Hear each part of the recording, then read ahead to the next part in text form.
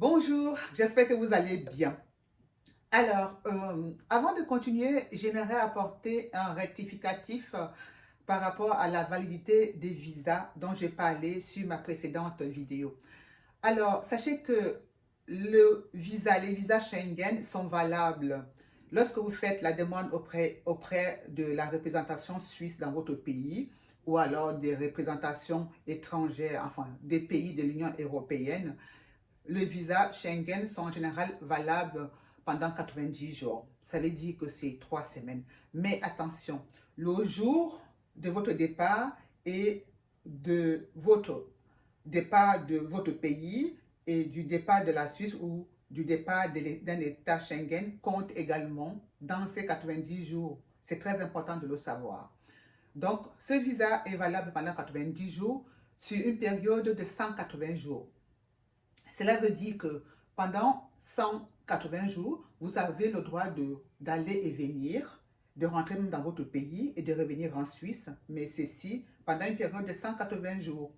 Vous avez aussi le droit d'aller dans d'autres pays Schengen, même si c'est la Suisse qui vous a donné le visa, et vice-versa. Par contre, le visa typiquement suisse, que j'ai nommé le visa D, il est valable pendant 4 mois, c'est-à-dire 120 jours. Et celui-là court aussi sur une période de 180 jours.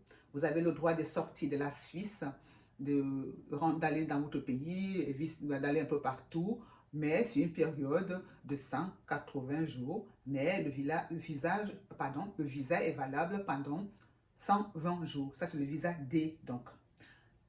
Je ferme la parenthèse. Maintenant, nous allons continuer avec une autre forme de visa dont je ne vous ai pas parlé la dernière fois. Il s'agit du visa humanitaire. Comme vous le savez, dans certains pays en guerre, dans certains pays où il y a des guerres religieuses et tout ça, certaines personnalités peuvent être persécutées religieusement ou politiquement. Du coup, les pays accordent à ces personnalités-là le visa humanitaire. Donc, sachez que ça existe également. Et cette demande et la démarche n'est pas la même que le visa normal, que moi j'appellerais normal, le visa habituel. Ça, c'est une autre procédure. Donc, adressez-vous à la représentation européenne ou suisse de votre pays pour savoir si vous êtes vraiment concerné par ce visa humanitaire ou pas. Alors, une fois que j'ai fini de parler des visas, maintenant, on va passer aux choses sérieuses. Comment faire? Comment faire pour mettre toutes les chances de son côté pour avoir les visas? Comme vous le savez, c'est difficile. Hein? Je l'ai dit dans mes précédentes vidéos que c'est très difficile d'avoir les visas Schengen de nos jours.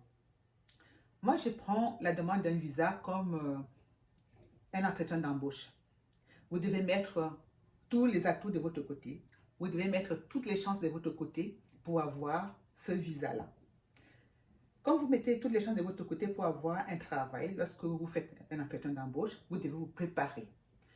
Alors, pour la Suisse en tout cas, sachez que il est important de, comment je peux dire ça, que les représentations ou les pays où vous allez sachent que vous allez rentrer une fois que on vous a donné le visa.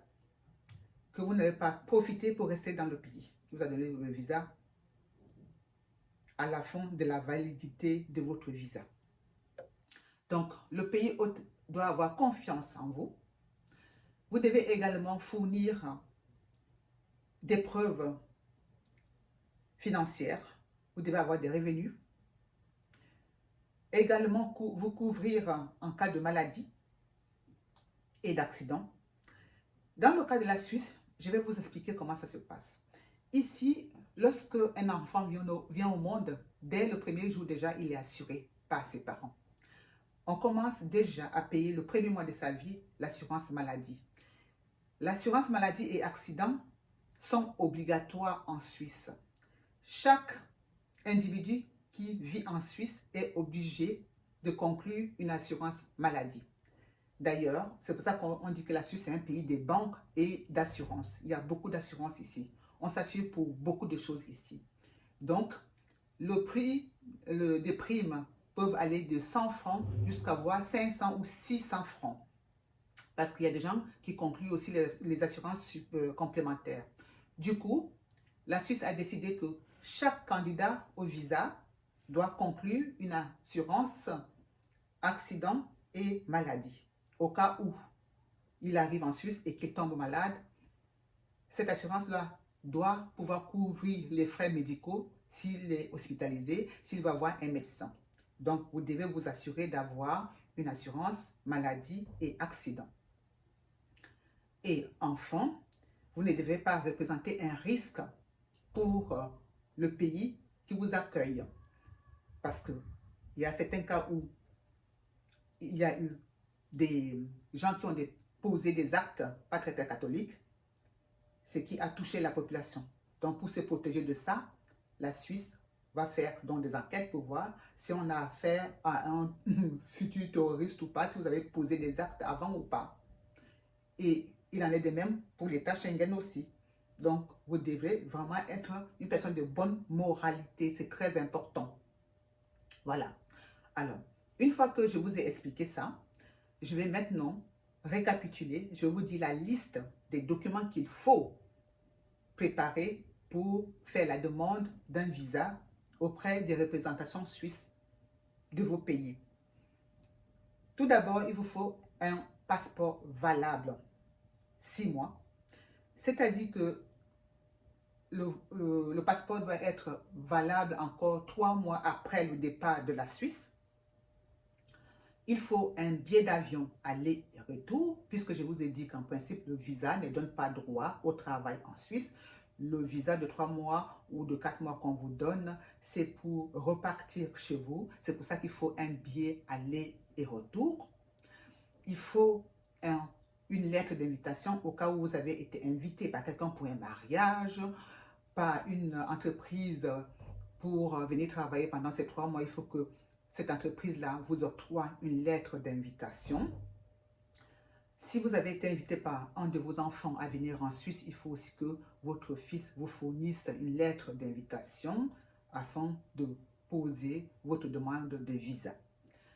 Alors, la quatrième chose, c'est de montrer des preuves financières.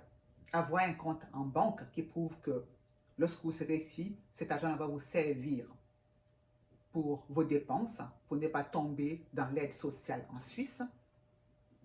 Ensuite, il ne faut pas représenter un risque pour la Suisse ou pour les États Schengen.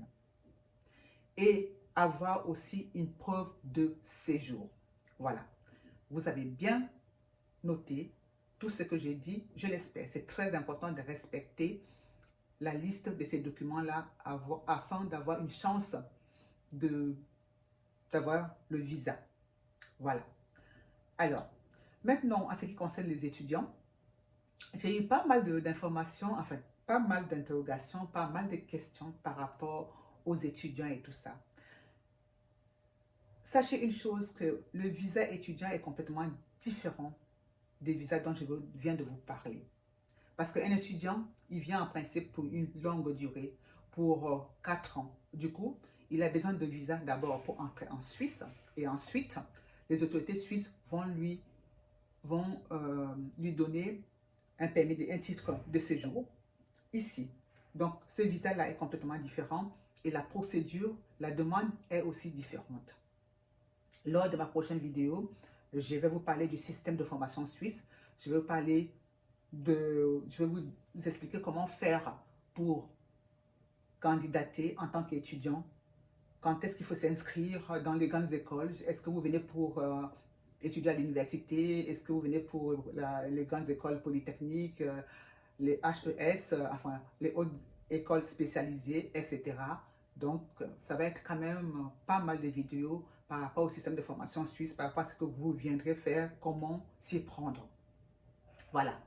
Alors, comme je l'ai dit précédemment aussi, je mets beaucoup d'informations sur le lien des notifications et n'hésitez pas d'aller lire les informations que vous trouverez sous ce lien de notification parce que je ne peux pas tout vous dire ici. il y a beaucoup d'infos que vous trouverez sous le lien de notification.